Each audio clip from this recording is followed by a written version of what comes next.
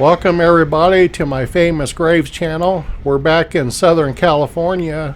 Got some rain clouds, but I think we'll be okay today. We're at the Hollywood Hills Forest Lawn. I saw the Hollywood sign on the way in. That was pretty cool. Let's go ahead and get inside and get to work.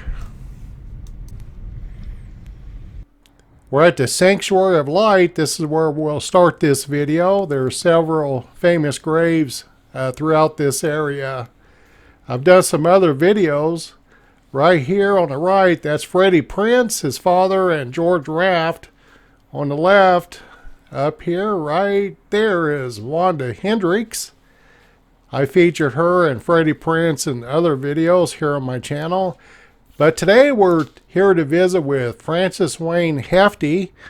She was in the early 1940s. She performed with big bands, primarily with Woody Herman's band. Also performs on a Woody Herman radio show. In 1946, she wins the Esquire Award for Best New Female Vocalist. The Mardi Gras has ended. The revelers have gone. The stranger I befriended stole my heart and traveled on. And I'm alone in New Orleans, alone in New Orleans with the blues.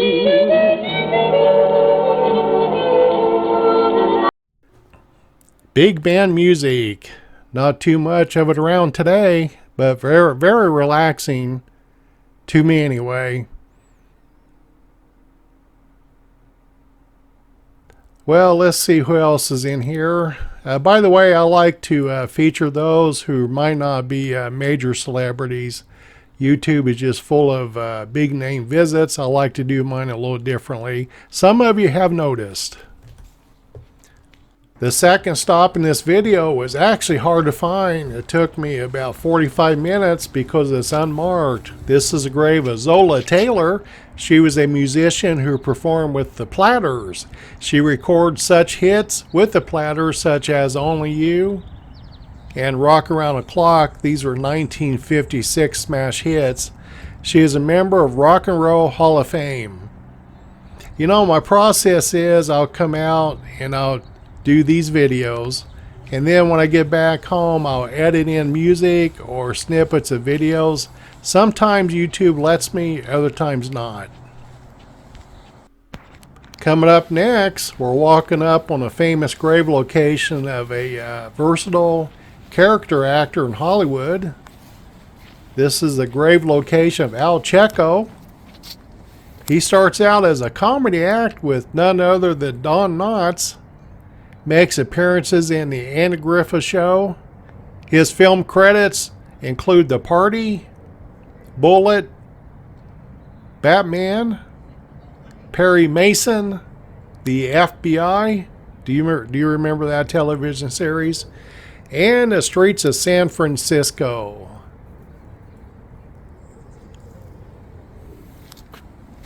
I'm going to bring up this photo. I had to use it to find Mr. Checo's grave location. So I'd like to say thank you to the individual that posted this picture online. Hey, I think that's a friend of mine visiting from out of town. Just met her while doing this video. We were just at Mr. Checo, right down there on the left. We're at the columbarium section. This is a columbarium of tranquil memories. I can think of one famous grave that we'll find in here. Let's see.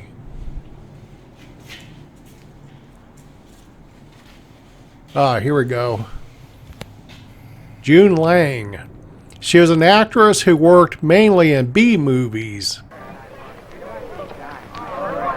I think I'll run over and see your grandmother this afternoon.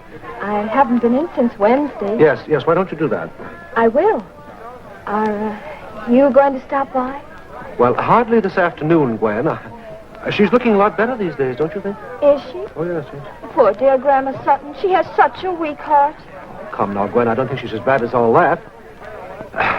Sometimes I wonder really if she's as ill as she thinks she is. Why, Richard? Well, she must be in a bad shape. Dr. Hamilton says she is, and he should know. Why, only last night he told Father that any shock might be fatal to poor old Granny. And so we're just going to bear with her a little longer and be as nice to her as we can, aren't we? Well, yes, of course.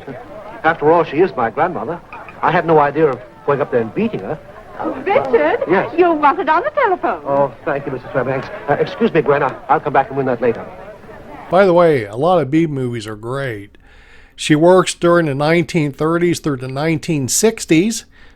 Her career was derailed when she married bad guy mobster Johnny Roselli. She gets blackballed and just can't find any other work. Looks like they're at the Grand Canyon during the fall season, probably after the wedding. Now we're at the Sanctuary of Reflection. There's one famous grave up here on the left. Hollywood actor Reginald Gardner. He's an actor originally from London, England. He appears in Black Widow. This came out in 1954. By the way, it's a pretty good movie. He's also in What a Way to Go. This came out in 1964. Famous faces, big names. I would love to meet Dick Van Dyke, and also wish I could have met Van Heflin out of all of them.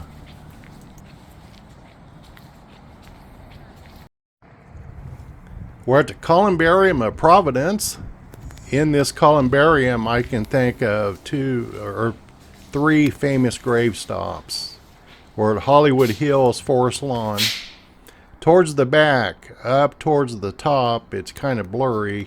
I can't really get the camera up there, but right here is Jean Parker. She was an actress that was adopted by a family in Pasadena, California when she was very young. She was also discovered by Louis Mayer of MGM after she wins a poster contest at the young age of 16. Her first film was Divorce in the Family, which came out in 1932. Her final film was in 1965, Apache Uprising. She died of a stroke in 2005 while living in the motion picture and television country home here in Southern California. By the way, it was started by Mary Pickford. It was developed for those in the industry who just didn't have the means to support themselves. Nowadays some stars get $20 million a movie, but this is back in the day. While we're here, back in the corner is a husband and wife team, Bobby Troop and Julie London. They starred together in emergency television series in the 70s. I remember it well.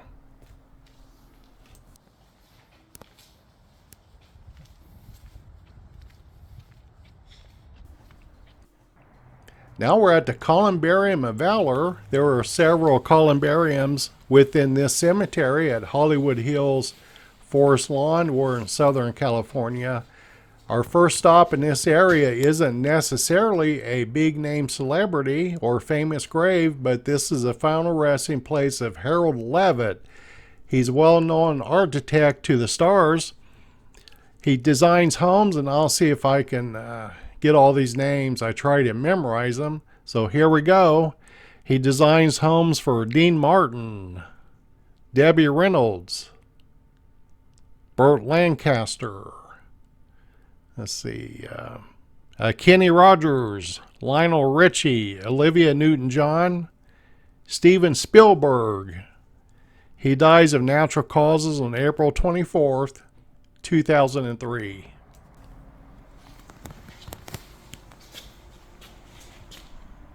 Oh, you gotta smell these roses. I don't know, is it rude to touch them? Sometimes I can't help it. Nice aroma. We'll stay in this area. We have several more stops.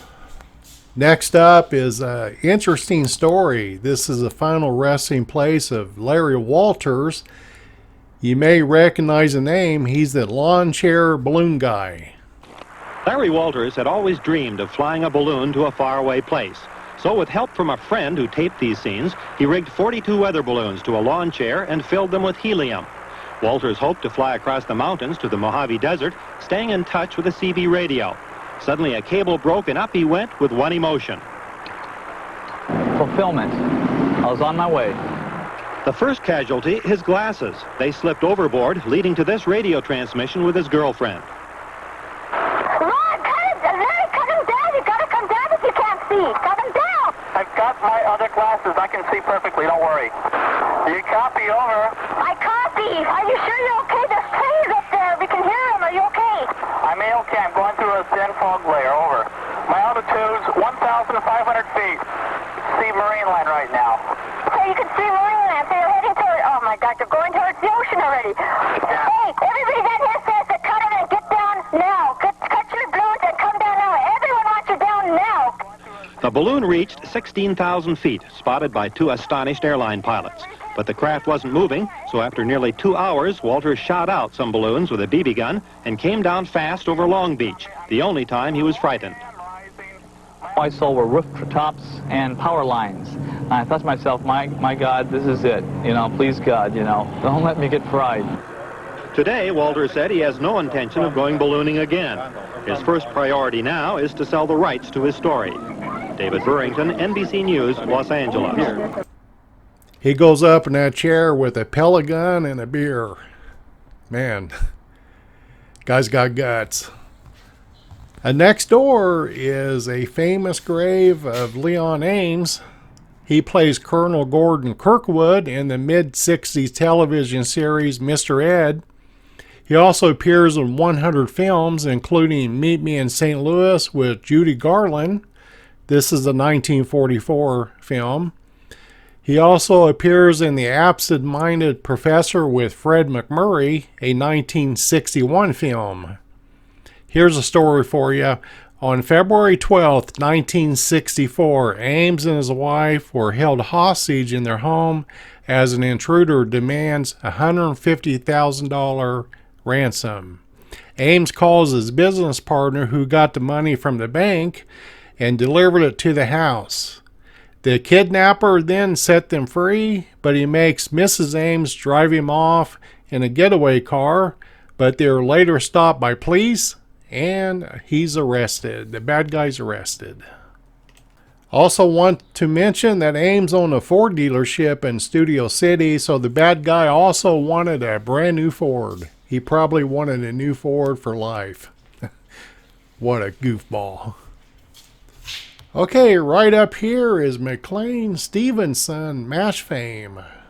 Want to briefly stop by here. I featured him in another video on this channel.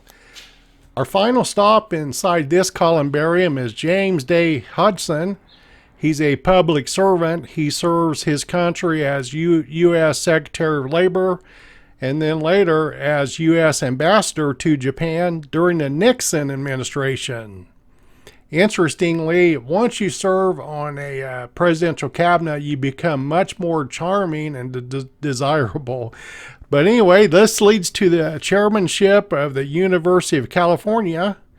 He dies at age 96, just 5 days before his 97th birthday. I believe this takes care of the Columbarium of Valor. Check my channel out for other grave locations inside here. I have one more stop in mind to make, one more famous grave if I can find him.